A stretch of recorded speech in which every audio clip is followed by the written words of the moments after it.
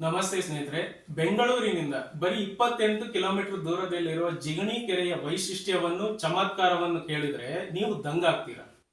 ಹೀಗೂ ಉಂಟೆ ಅಂತ ಆಶ್ಚರ್ಯ ಪಡ್ತೀರಾ. ಸಾಕ್ಷಾತ್ ಗಂಗೆಯ ಕೃಪಾ ಕಟಾಕ್ಷ ಬರೀ ಈ ಜಾಗದ ಜನರಿಗಷ್ಟೇ ಲಭಿಸಿದೆಯಲ್ಲ, ಇವರೇ ಪುಣ್ಯವಂತರು ಅಂತ ಇಲ್ಲಿನ ಜನರ ಬಗ್ಗೆ ಒಂದಿಷ್ಟು ಹೊಟ್ಟೆ ಕಿಚ್ಚನ್ನು ಪಡ್ತೀರಾ. ಸ್ನೇಹಿತರೆ, ಏನಿದು ಎಂದಿಗೂ ಬತ್ತಿ ಹೋಗದ ಕೆರೆ? ಇದು ಹೇಗೆ ಸಾಧ್ಯ? ನೋಡೋಣ ಬನ್ನಿ. ಸ್ನೇಹಿತರೆ, ಅಫಿಷಿಯಲ್ ಆಗಿ ಸುಮಾರು 115 ಎಕರೆಯಷ್ಟು ವಿಸ್ತೀರ್ಣ ಹೊಂದಿರುವ ಜಿಗಣಿಯ ಈ ಕೆರೆ ಜಿಗಣಿ ಹಾಗೂ ಸುತ್ತಮುತ್ತಲ ಹಳ್ಳಿಗಳಿಗೆ ನೀರಿನ ವ್ಯತೆಯನ್ನು ನೀಗಿಸಿರುವ ಇಲ್ಲಿನ ಜನರ ಜೀವನಾಡಿ. ಇಲ್ಲಿನ ನೀರು ಏಕೆ ಬತ್ತೋಗೋದಿಲ್ಲ ಎಂಬ ಪ್ರಶ್ನೆಗೆ ಇಲ್ಲಿನ ಜನರಲ್ಲಿ ಹೇಳ್ಕೊಡೋದಕ್ಕೆ ಒಂದು ಕತೆ ಇದೆ.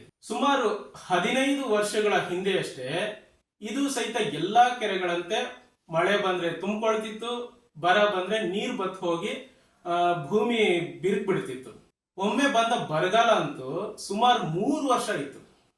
ಇಲ್ಲಿನ ಜನ ನೀರಿಗಾಗಿ ಬಹಳ ಕಷ್ಟ ಅನುಭವಿಸಬೇಕಾಗಿ ಬಂತು. ಎಷ್ಟೋ ಮಂದಿ ವಾರಕ್ಕೆ ಒಮ್ಮೆ ಅಷ್ಟೇ ಸ್ನಾನ ಮಾಡಿ ಮಿಕ್ಕೆಲ್ಲ ಸಮಯ ಸೆಂಟ್ ಹಾಕೊಂಡು ಓಡಾಡೋ ಪರಿಸ್ಥಿತಿ. ಇಲ್ಲಿನ ಜನ ಬರ ತಡ್ಕೊಳ್ಳೋದಕ್ಕಾಗದೆ ಗಂಗಾ ಮಾತೆಯ ಅವಿರತ ಪೂಜೆ ಮಾಡಿಸಿದ್ರು. ಇವರ ಪೂಜೆಗೆ ಒಲಿದ ಗಂಗೆ ಧಾರಾಕಾರವಾಗಿ ಹರಿದು ಇಲ್ಲಿನ ಕೆರೆ ತುಂಬಿ ಕೂಡಿ ಹೋಯಿತು. ಸಂತೋಷ ಪಟ್ಟ ಜನ ಅಂದಿನಿಂದ ಪ್ರತಿ ವರ್ಷ ತೆಪ್ಪೋತ್ಸವ ಮಾಡ್ತಾ ಗಂಗೆಯನ್ನು ಇಲ್ಲಿಯೇ ಇರುವಂತೆ ನೋಡ್ಕೊಂಡಿದ್ದಾರೆ ಅಂತೆಲ್ಲ ಕತೆ ಹೇಳ್ತಾರೆ. ಇರ್ಲಿ, ಅವರ ನಂಬಿಕೆ ಅವರದ್ದು.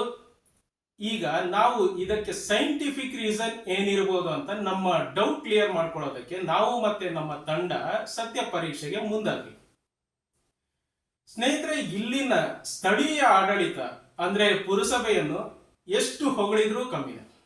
ಕರ್ನಾಟಕದಲ್ಲಿ ಅತ್ಯುತ್ತಮ ಜವಾಬ್ದಾರಿಯುತ ಪುರಸಭೆ ಇದೆ ಅಂದ್ರೆ ಅದು ಜಿಗಣಿ ಪುರಸಭೆ ಮಾತ್ರ.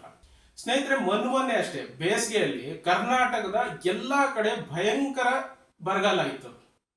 ಕೆರೆ ನದಿಯೆಲ್ಲ ಬತ್ ಹೋಗಿತ್ತು. ಆದ್ರೆ ಜಿಗಣಿ ಕೆರೆ ಮಾತ್ರ ಅರ್ಧದಷ್ಟು ಸಹಿತ ಬತ್ತಿರಲಿಲ್ಲ. ನಮ್ಮ ಕರ್ನಾಟಕ ಸರ್ಕಾರ ಎಲ್ಲಾ ಕೆರೆಗಳನ್ನು ರೆಜುವಿನೇಟ್ ಪುನರುಜ್ಜೀವನ ಮಾಡ್ತೇವೆ, ಕೆರೆಗಳಲ್ಲಿ ನೀರು ತುಂಬಿಸ್ತೇವೆ ಅಂತೆಲ್ಲ ತಲೆ ಕೆಡಿಸ್ಕೊಂಡಿತ್ತು.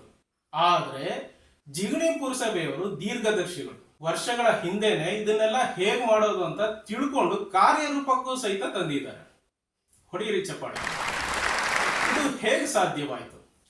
ಹೇಗೆ ಸಾಧ್ಯವಾಯಿತು ಎಂಬ ಪ್ರಶ್ನೆಗೆ ಉತ್ತರ ಇಲ್ಲಿದೆ ನೋಡಿ. ಜಿಗಣಿ ಮತ್ತು ಸುತ್ತಮುತ್ತಲಿನ ಹಳ್ಳಿಗಳ ಸೀವೇಜ್, ಡ್ರೈನೇಜ್, ಒಳಚರಂಡಿ ಮತ್ತು ಕೊಳಚೆ ನೀರು ಎಲ್ಲವನ್ನು ಜಿಗಣಿ ಕೆರೆಗೆ ಬಿಡ್ತಿರೋದೇ ಇದರ ಒಳಗುಟ್ಟು. ಒಂದು ಕಡೆ ನೀರು ಬತ್ತುತ್ತಾ ಇದ್ರು, ಇನ್ನೊಂದು ಕಡೆ ಕೊಳಚೆ ನೀರಿನ ಒಳ ಹರಿವು ಇದ್ದೇ ಇದೆಯಲ್ಲ, ಇನ್ನು ನೀರು ಹೇಗ್ ತಾನೇ ಬತ್ತು ಹೋಗುತ್ತೆ? ಸರಿಯಪ್ಪ, ಹಾಗಂತ ಮನುಷ್ಯರ ಮಲವನ್ನ ಕೆರೆಗೆ ಬಿಡೋದ್ರಲ್ಲಿ ಅರ್ಥ ಏನಿದೆ ಅಂತ ಪುರಸಭೆಯ ಒಬ್ಬ ಬುದ್ಧಿವಂತನನ್ನು ಕೇಳಿದ್ರೆ ಉತ್ತರ ಸಿಕ್ತು. ಅದನ್ನೆಲ್ಲ ಮೀನುಗಳು ತಿಂದು ಬೇಗ ಬೇಗ ದಪ್ಪ ಆಗ್ತವೆ. ಒಂದು ಕಡೆ ಮನುಷ್ಯರ ಮಲ ವಿಲೇವಾರಿಯೂ ಆಯ್ತು, ಇನ್ನೊಂದು ಕಡೆ ಮೀನಿನ ವ್ಯಾಪಾರ ಸಹಿತ ಆಯ್ತು. ಇದೇ ಅಲ್ವಾ ನಮ್ಮ ಹೊಲಸನ್ನು ನಾವೇ ತಿನ್ನೋದು. ಮತ್ತೆ ಈ ಹೈಡ್ರಿಲ್ಲಾ ಹಯಸಿಂತ್ ರೀತಿಯ ಕಳೆ ಸಸಿಗಳು ತುಂಬಾನೇ ಬೆಳೆದಿದೆ, ಕೆರೆ ನಾಶ ಆಗೋದಿಲ್ವಾ ಅಂದ್ರೆ ಈ ಗಿಡಗಳು ನೀರನ್ನ ಹಿಡಿದಿಟ್ಕೊಳ್ಳೋದಕ್ಕೆ ತುಂಬಾ ಮುಖ್ಯ ಅಂತ. ಏನ್ ಕಾಳಜಿ ಅಲ್ವಾ ಕೆರೆ ಬಗ್ಗೆ. ಕೆಲವೊಂದು ಕಡೆ ಅಂತೂ ನೀರೇ ಇಲ್ಲ, ಬರೀ ಕಸದ ಗುಡ್ಡೆನೇ ಇದೆಯಲ್ಲ ಅಂತ ಕೇಳಿದ್ರೆ, ಕೆರೆ ತುಂಬಾ ಚಂದವಾಗಿ ಕಾಣಿಸ್ಕೊಟ್ರೆ ಕೆರೆ ಜಾಗವನ್ನ ಒತ್ತುವರಿ ಮಾಡ್ಕೊಳ್ಳೋರು ತುಂಬಾ ಹೆಚ್ಚಾಗ್ತಾರೆ.